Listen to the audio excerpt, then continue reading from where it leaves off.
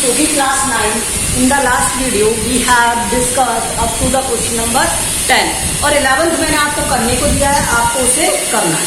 ठीक है, अब मैं 12 वाला समझा रहा हूँ, सेम प्रोसेस करे 10 की तरह।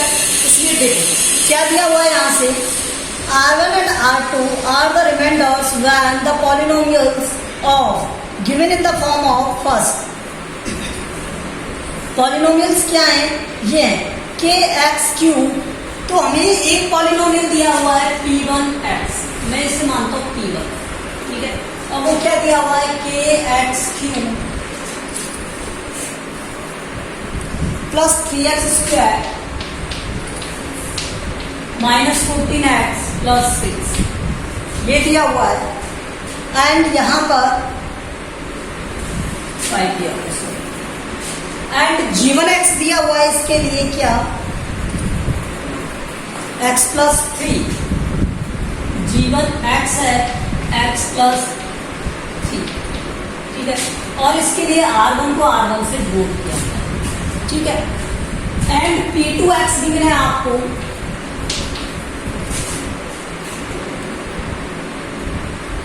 x³ minus 5x² plus kx plus 12। g2x दिया हुआ है आपको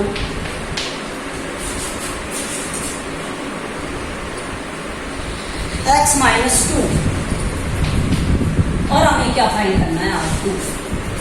अब उसने रिलेशन दिया था R1 माइनस R2, तो मुझे R1 R2 चाहिए। अगर ये इससे डिवाइड होगा तो यहां से R1 फाइंड किया जा सकता है। क्या होगा देखो,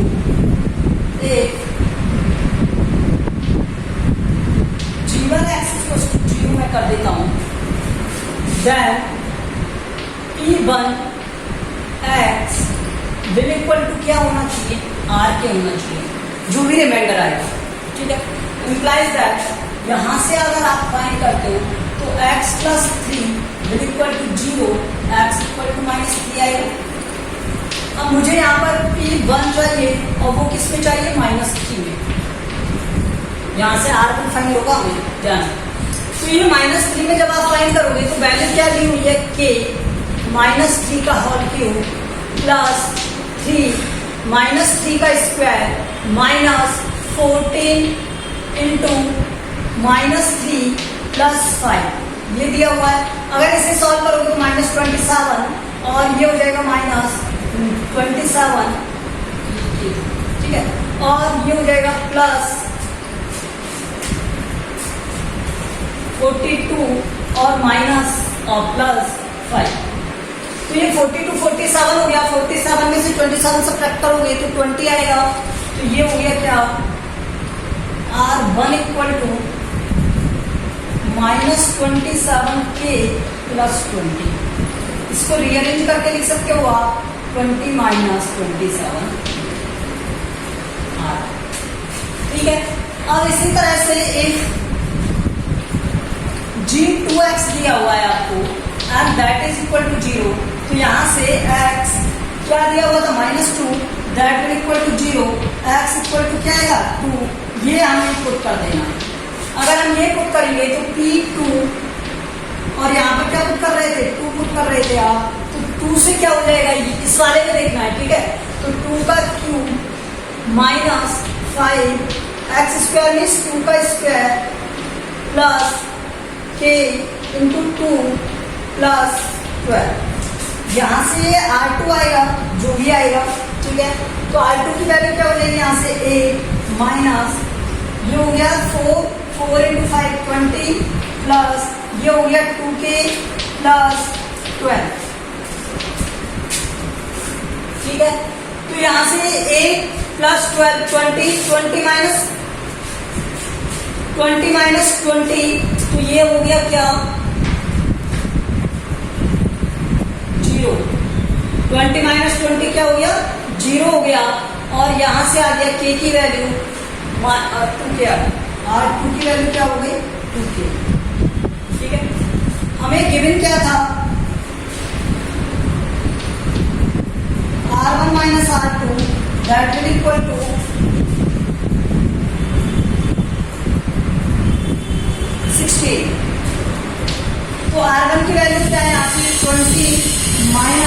27k और माइनस में R2 means 2k that is equal to 16।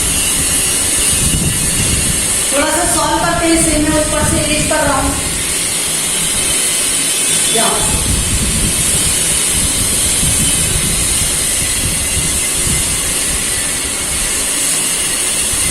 तो ये क्या हो गया 20 माइनस 29 के इक्वल टू 60। ठीक है, तो यहां से ये इधर आएगा, ये इधर जाएगा, तो ये हो जाएगा 20 माइनस 60 इक्वल टू 29k और यहां से ये हो गया क्या 4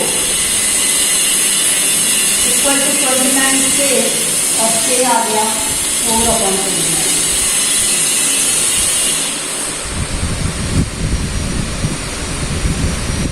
Okay, this is the solution of this.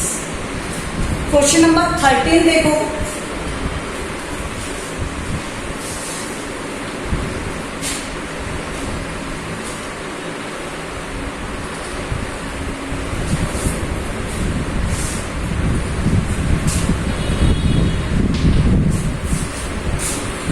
Use the factor term to determine whether gx is a factor of fx और नॉट। तो देखो यहां से fx हमें गिवन है,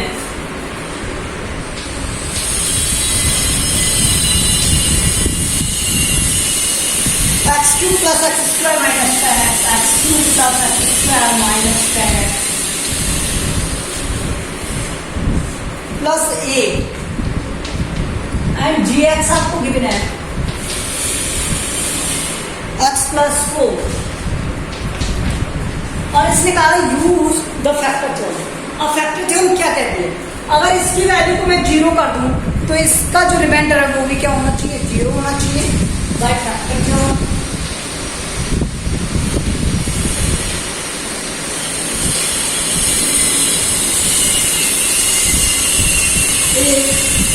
gx equals to 0 then fx will equal to 0 means r equal to 0।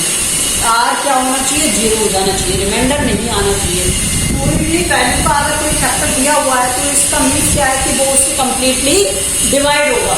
तो इसका means यहाँ पर gx क्या है x प्लस 4 इक्वल टू 0 है, तो x की वैल्यू क्या हो गई -4। अगर मैं ये वैल्यू इसमें पुट करूँ तो f -4 0 होना चाहिए। तो यहाँ से -4 का क्यूब प्लस -4 का स्क्वायर -10 इंटू -4 प्लस 8 -4 का cube means -64 -4 into -4 into -4 means -64। यहाँ से ये क्या हो जाएगा प्लस का 16, ये क्या हो जाएगा प्लस का 40 और ये हो जाएगा प्लस का 8। यहाँ से देखो -64 और प्लस 64 आंसर आ गया 0। अगर ये फंक्शन कंप्लीटली 0 है तो ये इसका क्या एक फैक्टर है। सो gx is a factor of fx। इसी तरह से अब आपको रिमेनिंग क्वेश्चंस को सॉल्व करना है, इसका सेकंड थर्ड फोर्थ भी करना है। तो मैं इसका एक फोर्थ बता देता हूँ जिसमें रूट वाला दिया हुआ है, हो सकता है आपको उसमें प्रॉब्लम आए, तो मैं आपको क्या बता रहा हूँ फोर्थ वाला बता रहा हूँ। इसका फोर्थ देखो,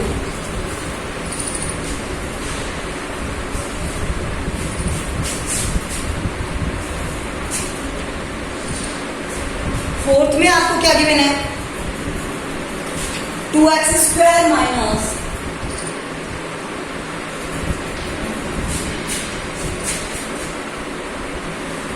2x²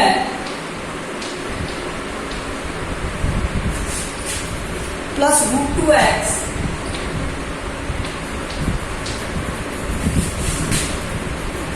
प्लस 4 ये हमें गिवन है। और इसमें हमें क्या चाहिए gx x माइनस √2 ये हमें चाहिए।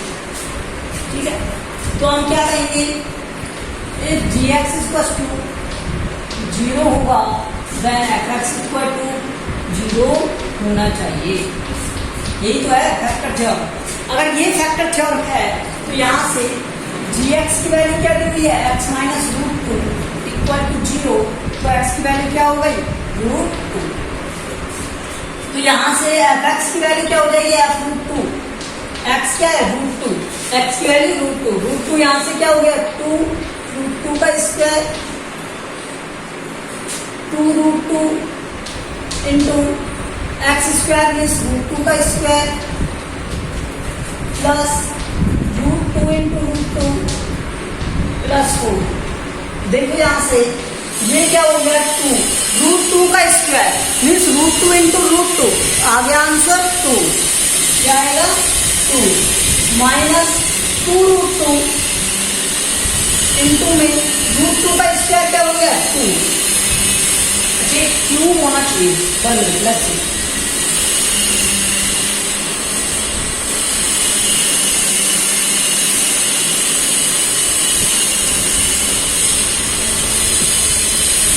चेक करते हैं कि एक्चुअली क्यों होना चाहिए कैसे वाला है, चेक करते हैं।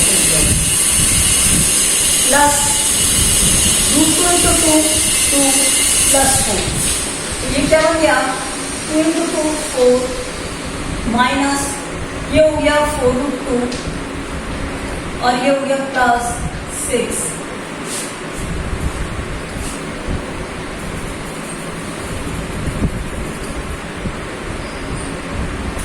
तो यहाँ पर इसे क्यूब कर लो आप, ये क्यूब हो जाएगा, ये क्यूब हो जाएगा 2x क्यूब हो जाएगा, ठीक है। तो यहाँ से ये क्या हो जाएगा 2 रूट टू हो जाएगा, ये 2 रूट टू आएगा और 2 रूट टू का 2 से मल्टीप्लाई होगा, तो यहाँ पर ये 4 रूट टू हो जाएगा, ठीक है।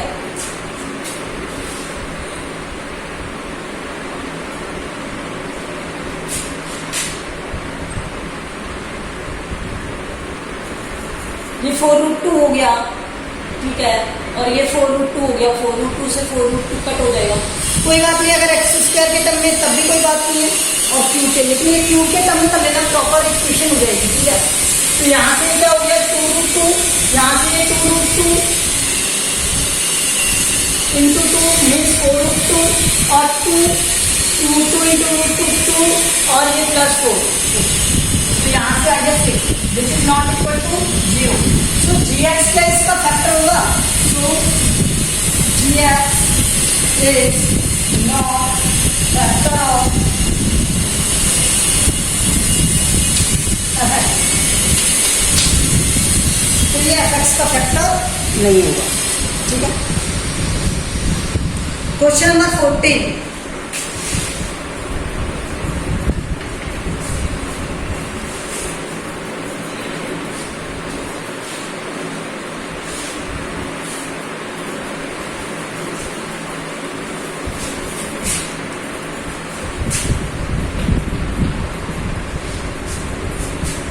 Question number 14 says that without division prove that this is exactly divisible by this. Okay, तो आपको px लिखना है, मैं इसे पॉलिनोमियल कह रहा हूँ, ये पॉलिनोमियल क्या है x to the power 4 minus 5x cube plus 7x square minus 5x plus 6 where gx आपको कितना है x square minus 5x plus 6। लेकिन हमें डिवीजन तो करना ही नहीं है, अगर मुझे डिवीजन नहीं करना है तो इसे किससे करूंगा, फैक्टर थ्योरम से। तो फैक्टर थ्योरम से अगर मुझे करना है तो पहले इसके फैक्टर फाइंड कर ले, तो पहले gx के factors of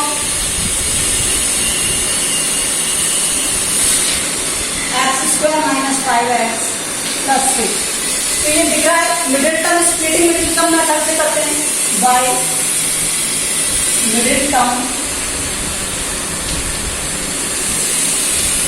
splitting method.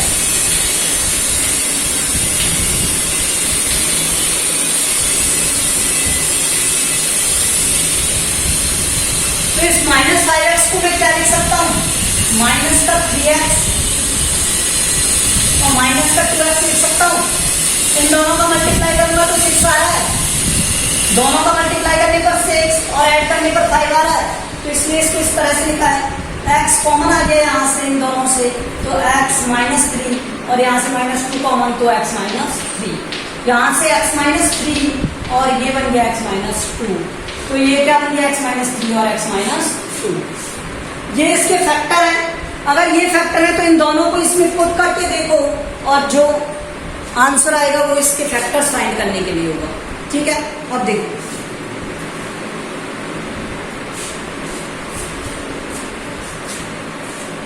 if px is exactly divisible by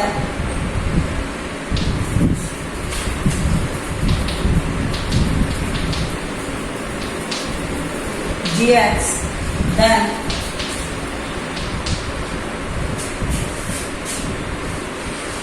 remainder will be, ठीक है।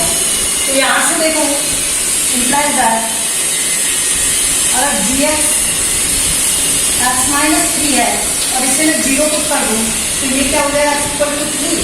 तो यहाँ से 3 की वैल्यू क्या आ जाएगी, देखो यहाँ से 3 की पावर 4 माइनस 5 3 की पावर 3 प्लस 7 3 की पावर 2 माइनस 5 इंटू 3 प्लस 6, ये होना चाहिए। यहाँ से 3 की पावर 4 क्या होता है, 81 होता है, माइनस 5 इंटू 3 की पावर 3 1, 3 की पावर 3 क्या होता है 127, 127 का 5 से मल्टीप्लाई करोगे तो क्या आ जाएगा,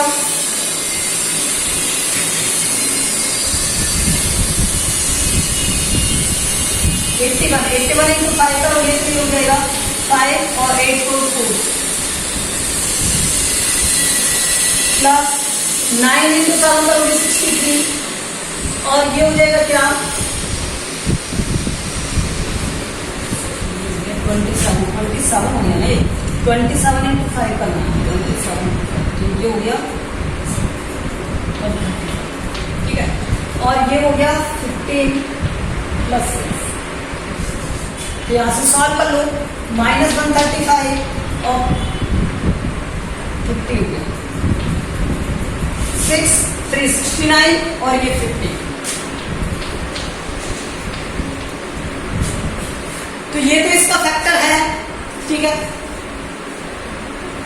अब मैं x माइनस 2 के लिए चेक करता हूँ, तो x माइनस 2 के लिए चेक करने के लिए ऊपर चेक कर रहा हूँ मैं, ठीक है।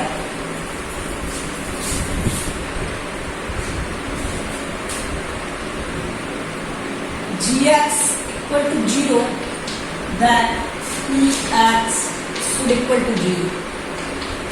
यहाँ से gx की वैल्यू देखो, x माइनस 2 है तो ये 0 के इक्वल पुट करोगे इसे तो 2 आएगा।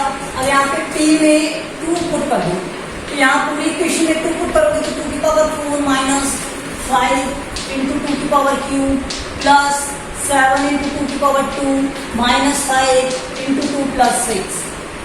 अब यहाँ से 2 की पावर 4 कितना हो गया 16 माइनस 5 इंटू 8 40 प्लस ये कितना हो गया 7 4 8 28 माइनस 10 प्लस 6, ये हो गया। तो ये माइनस 50 और इन सबको ऐड करोगे तो प्लस 50 पूरा है।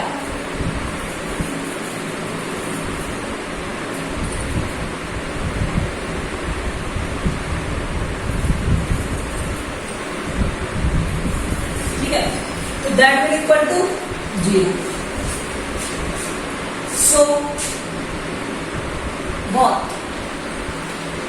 x minus 3 and x minus 2 are factor of किसके px, ये px के क्या है फैक्टर, तो ये कंप्लीटली डिवाइड करेगा इसको। सो hence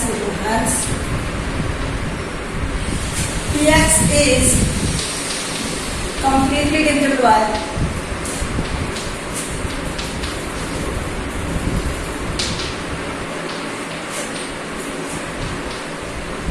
GX, तो ये GX से कंप्लीटली डिवाइड होगा। बस हमें वैल्यू पुट करके देखनी है, यहाँ पे जो फैक्टर आएंगे उनकी वैल्यू पुट करके देखना, ठीक है। इसी तरह से आपको देखो क्या दे रखा है 15 में, x-2 and x-1/2 are the factors of this, so करना है p equal to r, means जब आप इसे सॉल्व करोगे तो यहाँ पर वैल्यू आएगी, उसमें सिर्फ हमें वैल्यू पुट करके दिखाना है उसे। तो 15 में आप कर लोगे, वैल्यू पुट करके दिखाना है, देखो 15 वाला है।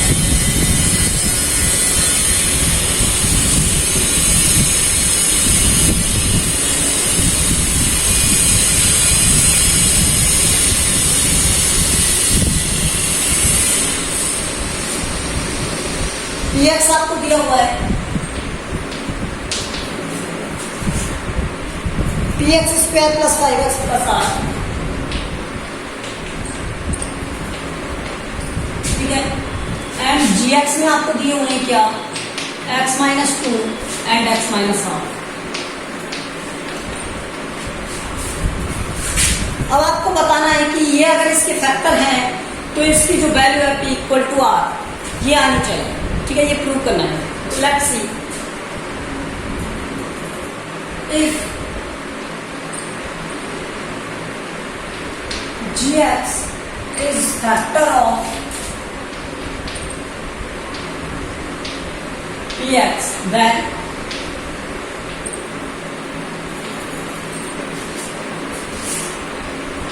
ठीक है, gx की वैल्यू क्या, x-2 इक्वल टू 0, तो यहाँ से x इक्वल टू क्या आएगा 2, तो p2 चाहिए मुझे, तो यहाँ से मैं क्या पुट कर सकता हूँ, p इंटू 2 का square plus 5 into 2 plus r, तो यहाँ से 4p प्लस 10 प्लस r, ठीक है। ये हो गया p2, एक क्या हो गया, रिमाइंडर एरे हो गया, मुझे नहीं पता इसकी वैल्यू क्या है। दूसरा फैक्टर x-12 इक्वल टू 0, तो x इक्वल टू हाफ, अगर मैं p हाफ फाइंड करूंगा तो ये क्या हो जाएगा, यहाँ से p इंटू हाफ का स्क्वायर प्लस 5 इंटू 2 की जगह क्या आ जाएगा हाफ प्लस r, थोड़ा सॉल्व कर दो इसे, ये क्या हो जाएगा p/4 5/2 प्लस r, ठीक है। तो ये दोनों इसी के तो फैक्टर हैं, अगर फैक्टर है तो दोनों से कॉमन रिमाइंडर आना चाहिए, तो ये रिमाइंडर ही तो आ रहा है, तो ये दोनों का रिमाइंडर इक्वल होना चाहिए। So both remainders should equal. अगर मैं इसे एक रिमाइंडर कह दूं r1 और इसे एक रिमाइंडर कह दूं r2, तो ये दोनों क्या होने चाहिए, इक्वल होने चाहिए। सो both should equal।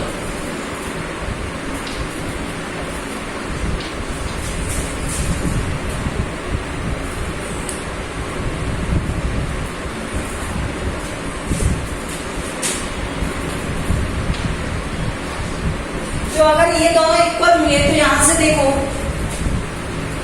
4p plus 10r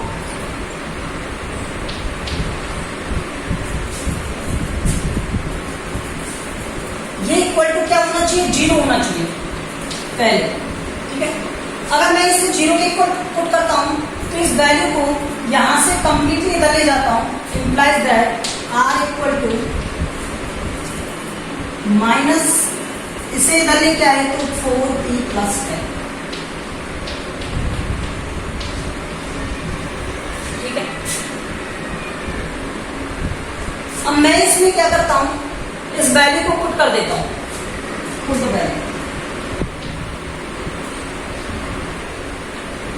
ये डायरेक्ट इक्वल करेंगे तो ये इसकी क्या हो जाएगा, r से r कट जाएगा,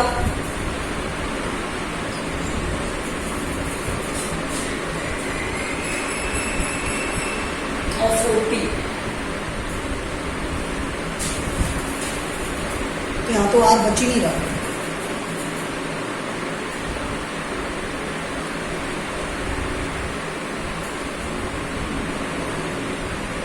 1 मिनट, लेट्स सी।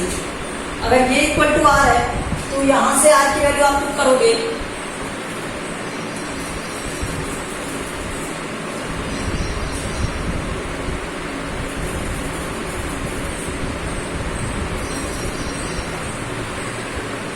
एक इक्वेशन क्या बनेगी आपकी, p/4 प्लस 5/2 प्लस r = 0।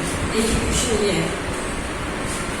तो अगर मैं इन सबको 4 से मल्टीप्लाई करूं तो ये 16 हो जाएगा, 4 हो जाएगा, ये हो जाएगा 10 और ये हो जाएगा 4r = 0। ठीक है, तो इसमें से अगर मैं सब्ट्रैक्ट करूं तो 3r = 0, तो 4p = 0। इस तरह से p = r आएगा ही।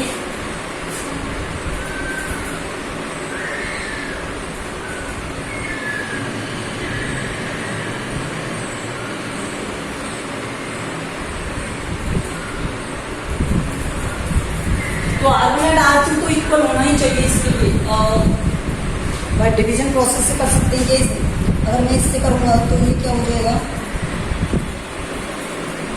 एक मिनट इसे डिवीजन से देख लेते हैं, और डिवीजन से देखते हैं तो इससे क्या हो जाएगा, ये आना तो दोनों से ही चाहिए, दोनों से सेम आता है तो प्रॉब्लम नहीं आती। अगर दोनों से करेंगे, इससे करेंगे तो इसका क्या हो जाएगा, x² और -1, और ये हो जाएगा माइनस का ½ x, और इससे हो जाएगा माइनस का 2x। तो ये माइनस का 2/2x मीन्स 5/2x, ये होना चाहिए माइनस का 5/2x। ठीक है, तो ये px हो गया, ये इसी की तो वैल्यू है। तो x = आई मीन यहां से अगर मैं कंपेयर करूं तो p = 1 और r = -1, ये आ रहा है। ठीक है,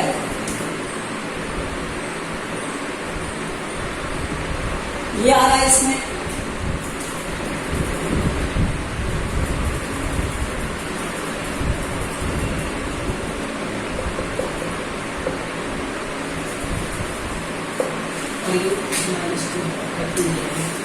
ठीक है, तो ये क्या आएगा, यहां से ये आएगा by comparing this on multiplying gx हो गया ये। ठीक है, और ये इसका एक फैक्टर है, तो ये इसका फैक्टर है, मतलब इससे ये कंप्लीटली डिवाइड होना चाहिए।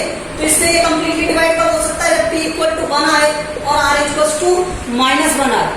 ठीक है, तो यहां से अगर इसकी वैल्यू पुट करोगे आप, सो क्या हो जाएगा यहां से,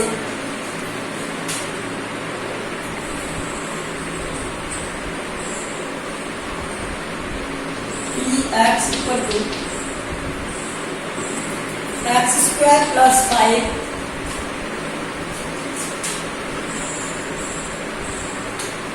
कुछ गड़बड़ है इसमें।